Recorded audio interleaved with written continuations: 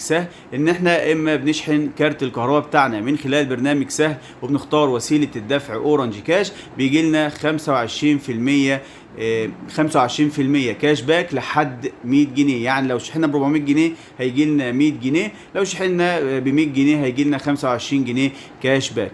احنا بنشحن كارت الكهرباء بتاعنا وبعد كده بنختار وسيله الدفع اورنج كاش، بيجي لك كود على المحفظه او الخط اللي عليه محفظه اورنج كاش، بتطلب شباك 7115 شباك وتختار دفع. اول ما بتدفع بيجي لك رصيد كاش باك زي ما احنا شايفين كده عندي.